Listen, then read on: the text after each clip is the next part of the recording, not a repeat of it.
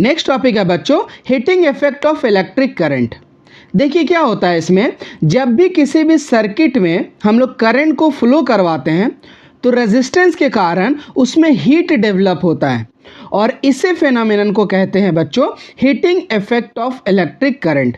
जैसे कि एग्जाम्पल के तौर पे आप बल्ब को देखो, जब बल्ब आप स्विच ऑन करते हो, जब बल्ब जलता है तो जलने के साथ साथ यानी कि लाइट देने के साथ साथ वो हीट भी होता है ना। तो ये इसी के फेनोमेनन से होता है।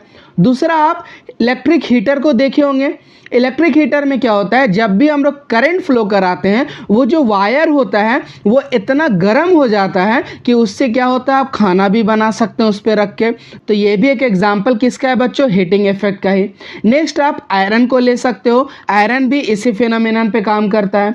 तो सिंपल आप बोलिएगा किसी भी सर्किट में अगर हम लोग करंट को फ्लो करवाते हैं तो ड्यू टू रेजिस्टेंस उसमें क्या होता है हीट डेवलप होता है और इसी फेनोमेनन को कहते हैं heating effect of electric current. Clear है बच्चों? चलो अब इसे डेफिनेशन देखते हैं। तो मैंने डेफिनेशन लिख के रखा बच्चों, when electric current is supplied to a purely resistive conductor the energy of electric current is dissipated entirely in the form of heat and as a result the resistor gets heated. Clear है बच्चों?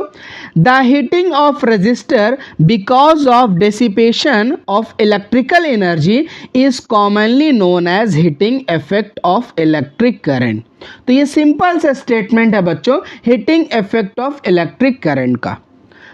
तो बच्चों अब हम लोग बात करने जा रहे हैं कि इसे कैलकुलेट किस तरह से करेंगे और साथ में ये भी देखेंगे कि किस किस फैक्टर पे ये डिपेंड करता है। तो उसको हम लोग कहते हैं बच्चों जूल्स लॉ ऑफ हीटिंग। क्या कहते हैं बच्चों? Joules law of heating. तो नेक्स्ट हमारा जो टॉपिक बनने वाला है वो होने वाला है जूल्स लॉ ऑफ हीटिंग। देखिए बच्चों हम लोग जानते हैं जो W होता है वो Q इंटू V होता है ना, यानी कि चार्ज इनटू पोटेंशियल डिफरेंस से हम लोग वर्क डन निकाल सकते हैं। अब हम लोग क्या जानते हैं, करंट इज इक्वल टू क्या होता है, करंट इज इक्वल टू होता है चार्ज बाई टाइम यानी कि Q बाई T। अगर आप यहाँ से Q निकालना चाहें तो हम लोग क्या बोल सकते हैं, I इंटू T बोल सकते हैं। तो पहले वाला को इक्वेशन 1 मान लीजिए, सेकंड वाला को इक्वेशन 2 मान लीजिए। अब हम लोग ओम्स लॉ को जानते हैं, क्या होता है V is equal to IR। तो ये हमारा हो गया इक्वेशन 3। अब आप क्या करो, ये जो सेकंड और थर्ड इक्वेशन है ना इसको उठा करके 1 में पुट कर दो, यानी कि यहाँ पे जो Q दिख रहा है ना Q के जगह पे हम लोग कर देंगे I इंटू T और यहाँ पे जो V है बच्चों V को कर देंगे हम लोग I इंटू R से रिप्लेस। क्या बोला बच्चों, Q को रिप्लेस करेंगे I इंटू T से और R जो V है उसको रिप्लेस कर देंगे I इंटू R से। तो हमारा जो इक्वेशन बनेगा बच्चों वो इक्वेशन बन जाएगा H is equal to I square RT। देख सकते हो जो मेरा Q था उसको I इंटू T से रिप्लेस कर दिया और जो मेरा V था उसको IR से रिप्लेस कर दिया। तो I इंटू I हो गया I स्क्वायर और R इंटू हो गया T। तो ये जो हीट है ना बच्चों इसी को बोलते हैं जूल्स लॉ ऑफ हीटिंग। क्या बोलते हैं बच्चों, जूल्स लॉ ऑफ हीटिंग। अब आप सोच रहे होंगे यहाँ पे H कहाँ से आ गया, ये तो W है। तो ये जो वर्क डन हुआ है ना बच्चों वही वर्क डन कन्वर्ट हो गया आपके किसके फॉर्म में, हीट के फॉर्म में। तो W इज इक्वल टू हम लोग हीट बोल सकते हैं क्योंकि जो भी वर्क डन हो रहा है वो कन्वर्ट किस में हो जा रहा है, हीट एनर्जी के फॉर्म में। तो बच्चों मैंने अभी जो इक्वेशन निकाला जूल्स लॉ का H is equal to I square RT, उससे रिलेटेड क्या करते हैं हम लोग कुछ इंपॉर्टेंट पॉइंट समझते हैं। पहला पॉइंट है बच्चों directly proportional to the square of the current, यानी कि H जो होगा वो डायरेक्टली प्रोपोर्शनल होगा I स्क्वायर का। इससे क्या पता चल रहा है, इससे ये पता चल रहा है कि करंट बढ़ेगा तो आपका हीट भी ज़्यादा निकलेगा।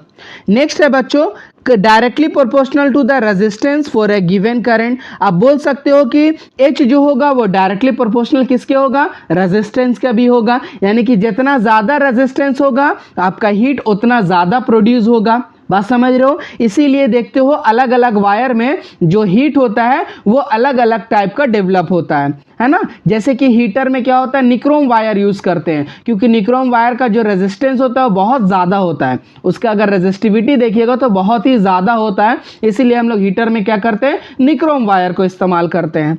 थर्ड है बच्चों, directly proportional to the time for which the current flows through the resistor. जो H होगा वो डायरेक्टली प्रोपोर्शनल टाइम के भी होगा। क्लियर है ना। चलो अब आते हैं बच्चों न्यूमेरिकल पोर्शन पे। पहला क्वेश्चन मैंने लिया, a coil of resistance 20 ohm takes a current of 5 ampere, calculate the heat develop in 1 second. तो बताइए 1 सेकेंड में कितना हीट डेवलप होगा। तो फॉर्मूला क्या इस्तेमाल करेंगे बच्चों, H is equal to I square RT। कोई दिक्कत, चलो डायरेक्टली फॉर्मूला लगाएंगे, आंसर बन जाएगा। तो देख सकते हो R दिया हुआ था 20 ओम, करंट दिया हुआ था 5 एम्पियर, टाइम दिया हुआ था 1 सेकंड। फॉर्मूला हम लोग लगा दिए तो हो गया हमारा 500 जूल आंसर। बहुत इजी है बच्चों, फॉर्मूला याद रखिए, आपका आंसर बनता चला जाएगा। नेक्स्ट क्वेश्चन है बच्चों, find the heat produced when a current of 0.5 ampere is passed through a coil of resistance 200 ohm for 5 minutes. आपको हीट निकालना है, यानी कि हीट बताना है, और यहाँ पे आपको एम्पियर दिया हुआ है 0.5 एम्पियर और आर दिया हुआ है 200 ओम, और जो टाइम है बच्चों वो मिनट में है। तो पहले मिनट को हम लोग सेकंड में कन्वर्ट कर लेंगे, उसके बाद हम लोग एच का फॉर्मूला लगा देंगे। तो देख सकते हो बच्चों, करंट 0.5 एम्पियर, आर हो गया 200 ओम, जो टाइम हमारा 5 मिनट था उसको सेकंड में कन्वर्ट कर लिए, हो गया हमारा 300 सेकंड। अब हम लोग फॉर्मूला इस्तेमाल किए, H is equal to I square R T.